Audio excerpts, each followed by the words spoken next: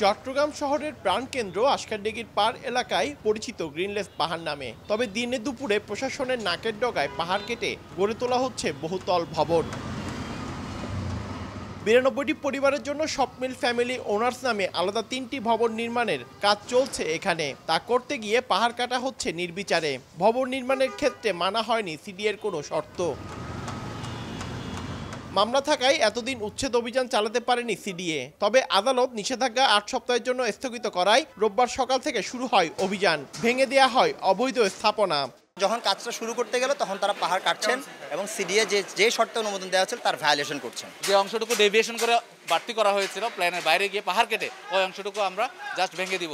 সবটুকু আমরা হয়তো ভাঙতে পারবো না, তাদেরকে একটা আলটিমেটাম দিয়ে দিব যে এই সময়ের মধ্যে আপনারা বাকি অংশটুকু নিজেরাই করবেন, আদারওয়াইজ পরবর্তীতে আমরা আবার অভিযান চালাবো। অবৈধভাবে পাহাড় দখল করে ভবন নির্মাণের জড়িতদের ছাড় দেওয়া হবে না বলে জানিয়েছেন চট্টগ্রাম উন্নয়ন কর্তৃপক্ষ। মাফিয়া একটা চক্র, চিটাঙে কয়েকটা চক্র আছে, তাদেরকে কিন্তু সবাই মিলে প্রতিহত করতে হবে। এইভাবে সহযোগিতা নিয়ে আমাদের কাজ করতে হবে এবং জনগণকেও সচেতন করতে হবে। কারণ ভাঙাটা কিন্তু খুব বেশি একটা মধুর বিষয় না, মধুর বিষয় আমরা ভাঙতে চাই না, ভাঙার প্রয়োজনটা যেন না হয়। ২০২৩ সালে ১৩ এপ্রিল সিডিএর ইমারত নির্মাণ কমিটির কাছ থেকে ভবন নির্মাণের অনুমোদন নেওয়া হয়।